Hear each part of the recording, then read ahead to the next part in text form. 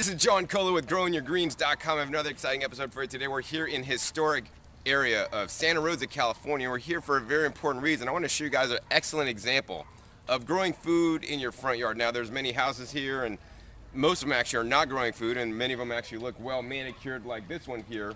And you know, I think just lawns are not a good use of the space, but growing food definitely is. And there's an amazing example of what you can do in your front yard, and it's at this house right over here. So let's head across the street and show you guys what's growing on. As we're walking up, you can see here we got the street, then we got the sidewalk, and there's a little patch of area between that. And you know, they planted some new fruit trees here, as well as some sunflowers next door. They had some pre-existing oak trees that looked like they may be kind of on their way out, something like that. So what they've done, they basically took some string, tied some string up to it, and basically tied the string to the oak tree on the other side, and they've made a nice, awesome grapevine. So they're growing some grapes here, and here's the grapes right here, man. This is an excellent use, growing this in a espalier style, in a plane as like a living fence in front of their house. Excellent use of space. I like this a lot, and I love the grapes. Hopefully they planted some wine grape varieties, because those are the best eating type grapes, because they not only get sweeter, but they have unique flavors that, you know, are imparted into the wine if you're fermenting them. First, I want to show you guys in this area, you know, you don't have to build raised beds to have a front yard garden. You could literally do what they're doing here. They're pretty much ignoring the grass. It's getting brown, no big deal with that. But what they are doing is that they're planting things in the grass and maybe enriching the soil in certain areas. Looks like they put down some compost, and in this area they got a whole bunch of lemon cucumbers growing. And you know, they're just letting it sprawl all over the lawn to take over the lawn, and this is actually done fairly nicely. They also have a little fruit tree here planted and a nice tall sunflower plant. Over in this area, they got a whole bunch of tomatoes.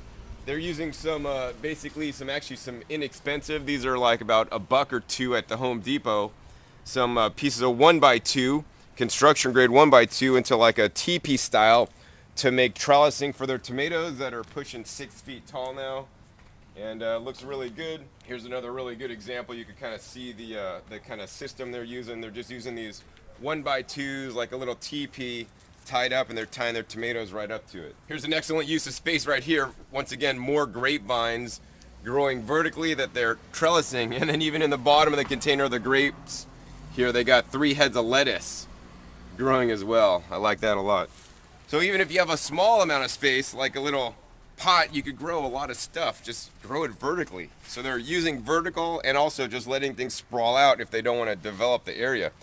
For example, here they have a huge like pumpkin squash plant, and this is just sprawling over the whole front yard area. Now, walking up their front walkway, you know, I like that it's actually lined on both sides of me with 2 large sunflowers. Now, it'd be nice if the sunflowers were directed out. This one's pointed back and that one's pointed the other way, but I like that a lot. And as you walk up the front walkway to the front door, you can see they have all these beautiful pepper plants, you know, just dug up. Once again, they're just digging up the lawn and planting pepper plants about every foot, and that's actually a really nice spacing to make literally a pepper hedge. That's all edible. Over on this side of the yard, looks like they've done the more conventional thing and built some raised beds, and they're just using standard redwood fencing and some 2x6s, 2x4s on the corners, and some small snakes pounded in. And it looks like they've enriched with the nice Sonoma compost, and they have things like cilantro and peppers and chard and mustard greens and collard greens and some broccoli actually that's getting some bug damage. Over on this side, they got an older raised bed. Looks like they've been growing in this for a while. Looks like they got some chard here that has some leaf minors, some broccoli going to flower, and even some basil growing on.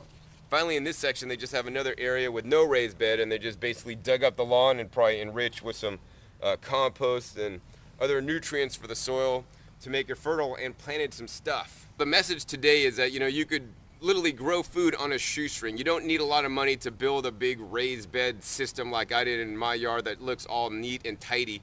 You can just do it, you know, make a couple raised beds and just grow over your lawn. The main thing is to start growing some food today. That's definitely what they're doing here, and they're doing quite a good job I hope to come back to this place in the wintertime, and hopefully I'll see a bountiful winter garden as well. So once again, my name is John Kohler with GrowingYourGreens.com. We'll see you next time, and remember, keep on growing.